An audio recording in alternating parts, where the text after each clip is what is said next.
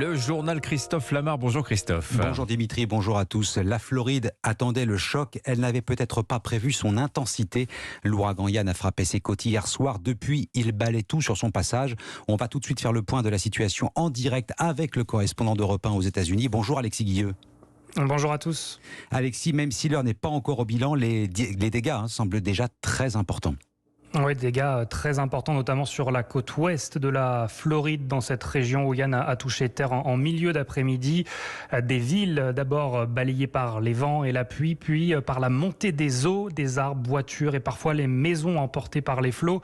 De l'eau jusqu'à environ 2 mètres de haut là-bas qui a envahi le rez-de-chaussée de nombreuses habitations. Des inondations catastrophiques selon les autorités qui, dans plusieurs comtés, disent recevoir des appels à l'aide de personnes coincées chez elles. Mais il est toujours difficile à l'heure actuelle de chiffrer et de saisir l'ampleur des dégâts. 2,5 millions de Floridiens avaient reçu un ordre d'évacuation. On ne sait pas combien ont décidé de le suivre. À l'heure actuelle, plus de 2 millions de foyers sont privés d'électricité en Floride.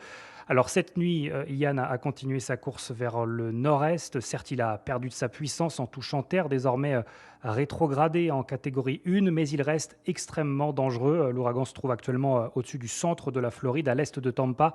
Et là encore, la principale inquiétude reste la montée des eaux dans un État qui commence à comprendre qu'il est en train d'être balayé par l'un des 5 ouragans les plus puissants de son histoire. Alexis Guilleux, correspondant d'Europe 1 en direct des États-Unis. Ouais, Europe 1, 7h03, retour en France. L'Élysée a tranché. La réforme des retraites va faire l'objet d'un projet de loi. Il sera présenté au Parlement au début de l'année prochaine. Europe 1 vous le révélait ce matin et la confirmation est venue de Matignon il y a moins d'une heure. Ce projet de loi sera bien précédé d'un nouveau cycle de concertation avec les syndicats et les partis politiques. Arthur Delaborde, les grandes lignes de cette réforme et de son mode d'application ont été définies hier soir lors du dîner organisé à l'Élysée. Oui, la base des discussions, c'est celle posée par Emmanuel Macron lors de la campagne présidentielle, à savoir un recul progressif de l'âge légal de départ de 62 à 65 ans d'ici 2031. On est sincère sur cette concertation, on s'y engage en toute bonne foi, souligne un participant au dîner d'hier soir à l'Élysée. S'agissant de la méthode, si le dialogue fonctionne, un projet de loi de financement rectificatif de la sécurité sociale sera présenté au mois de décembre, avec un vote au Parlement à la fin de l'année ou au plus tard début 2023. À défaut, si on voit que les discussions n'ont aucune chance d'aboutir, il n'y aura aucune raison d'attendre et nous déposerons immédiatement un amendement au budget de la sécurité sociale, prévient un poids lourd de la Macronie. Ces deux hypothèses permettront, quoi qu'il arrive, à l'exécutif de brandir le 49.3 sans difficulté en cas de blocage, puisque le recours à cet article de la Constitution est illimité pour faire passer les textes budgétaires. Arthur Delaborde du service politique d'Europe 1. Ce n'est peut-être pas un hasard. Cette confirmation tombe alors que les syndicats lancent une première journée de mobilisation pour les salaires et contre la réforme des retraites ce jeudi. Le secrétaire général de la CGT, Philippe Martinez, la considère comme une première étape. 2 autres centrales, la FSU et Solidaire, ont accepté de suivre le mouvement. Au moins 200 rassemblements prévus partout en France aujourd'hui. Mouvement suivi par les enseignants. 1 professeur sur 5 devrait faire grève. Côté transport, la SNCF prévoit un trafic normal. La RATP prévoit un trafic normal dans le métro parisien. Et 3 RER sur 4 côté SNCF. Peu de perturbations attendues sur les TGV. Camailleux, c'est fini. La marque de prêt-à-porter va fermer ses 514 magasins samedi à 23h. L'enseigne va disparaître après 38 ans d'existence. 2600 salariés vont perdre leur emploi. Le tribunal de commerce de Lille a tranché. Après 2 redressements judiciaires, l'entreprise n'est toujours pas viable. C'est donc la liquidation. Le coup est très dur pour les employés qui se demandent comment on a pu en arriver là. Reportage à Roubaix de Maximilien Carlier.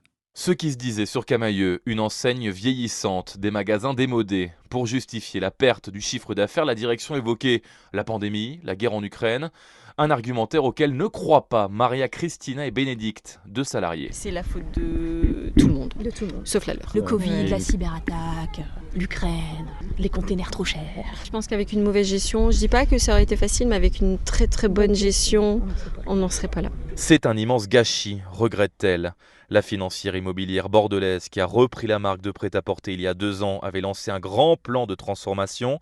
Objectif, retrouver un équilibre cette année. Elsa, employée chez Camaïeu depuis 5 ans. On a cru au projet au démarrage et puis depuis quelques mois, on savait très bien que la situation était critique et même si in fine c'était probablement inéluctable, on avait encore l'espoir que ça puisse encore durer quelques jours, quelques mois. Mais non, ajoute-t-elle, rien, la liquidation. Camaïeu disparaît et c'est dramatique, insiste cette salariée. Samedi, les boutiques fermeront, ça va laisser un immense vide dans le cœur des Françaises. Roubaix, Maximilien Carlieu, Europe 1. Europe 1, 7h06. Qui a saboté les gazoducs de la mer Baltique? Question pour l'instant sans réponse. En attendant, les Européens décident de relever la sécurité de leurs propres installations. L'ONU convoque un conseil de sécurité demain à la demande du Kremlin. Washington et Moscou se rejettent la responsabilité du sabotage des 2 gazoducs sous la mer Baltique.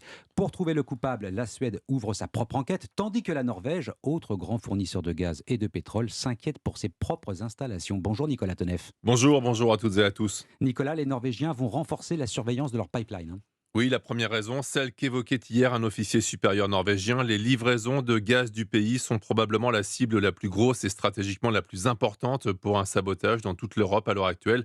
La Norvège expose en pleine mer des dizaines de plateformes d'extraction pétrolière ou gazière, des centaines de kilomètres d'oléoducs ou de gazoducs. L'un d'eux, Norfra, long de plus de 800 km, rejoint d'ailleurs Dunkerque pour alimenter la France directement. Deuxième raison alimentant l'inquiétude norvégienne, depuis le début du mois, des drones de différentes tailles viennent régulièrement observer les installations offshore. Plusieurs enquêtes de police sont déjà en cours pour déterminer l'origine des machines et la nationalité des pilotes. Le Premier ministre norvégien a annoncé que l'armée commençait un suivi plus actif de ce qui se passe en mer, dans l'air, sur terre, sous l'eau et sur Internet. Dans la ligne de mire de cette inquiétude, indirectement désignée comme la seule menace potentielle, la Russie et ses moyens sous-marins capables d'atteindre les gazoducs de la région, souvent posés dans les grandes profondeurs. Nicolas Tonef. Cette info qui va intéresser peut-être les futurs propriétaires. La Banque de France a entendu la demande des banques et des courtiers. Elle relève le taux d'usure, instrument qui plafonne l'ensemble des prêts immobiliers. À partir de samedi, il passera de 2,57 à 3,05% pour un emprunt sur 20 ans.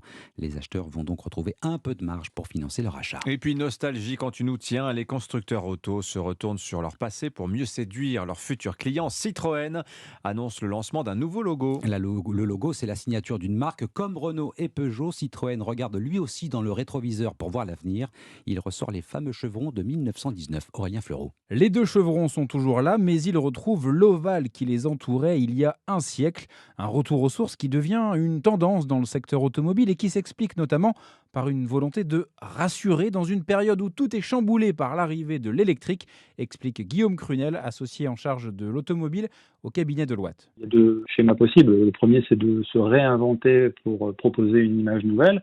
Un autre consiste à aller réévoquer des éléments du passé pertinents. Dans les cas qu'on peut évoquer, revenir à des époques dites pionnières des marques, où elles s'inscrivaient dans une démarche de conquête historique et de création de marché, ce qui correspond de facto à la création du marché des véhicules électriques aujourd'hui. Et voilà pourquoi les nouvelles voitures électriques de Renault seront des Mégane, Espace, R5 et 4L. Et puis Citroën, tout comme Dacia et Kia récemment, fait ce choix pour démontrer sa modernité, se présenter comme un fournisseur de mobilité et plus simplement comme un fabricant de voitures. Ce chevron façon 1919 apparaîtra sur un concept de véhicule qui sera dévoilé aujourd'hui et sur toute la gamme à partir de mi-2023. Aurélien Fleureau du service économie d'Europe 1. Merci Christophe Lamar. À suivre sur Europe 1, un témoignage choc dans un instant. La maman d'un des gendarmes mis en cause dans l'affaire Adama Traoré prend la parole sur Europe 1.